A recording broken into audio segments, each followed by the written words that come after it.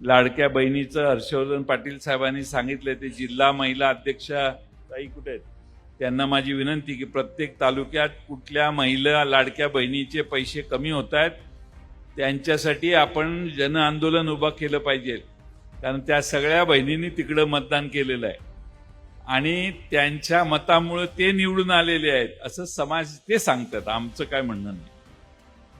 असं असेल तर त्या लाडक्या बहिणींना फसवलंय. म्हणजे माझं तर मत आहे की ग्राहक न्यायालयात जरी कोणी गेलं की आम्ही यांना मत या आश्वासनावर दिली आणि आता आम्हाला फसवलं जातंय, तर शेखर माने ग्राहक न्यायालय म्हणेल की सरकार बरखास्त करा.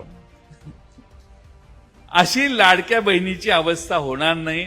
आता बंगल्यात राहणाऱ्या बहिणीलाही पैसे दिलेत आणि झोपडीत राहणाऱ्याला दिलेत. आता कसं बघता येईल आपल्याला की तुमचं बंगला आहे त्यामुळे तुमचं काढून घेतो, तुमच्या 2 चाकी आहे तुमचं काढून घेतो, काय मागायला आले त्या घराघरात घुसून लाडक्या बहिणीचे अर्ज भरण्यात आले.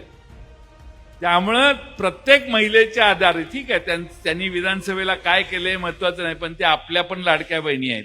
त्यामुळे त्यांच्या प्रश्नाला हातात घेऊन आपण प्रत्येक गावात जेवढ्या बहिणींचे अर्ज हे कमी झाली असेल अनुदान, त्या गावात प्रत्येक गावात त्या बहिणींनी सरपंचाला ग्रामसेवकाला भेटलं पाहिजे, तालुक्याच्या ठिकाणी भेटलं पाहिजे, जिल्ह्याच्या ठिकाणी भेटलं पाहिजे.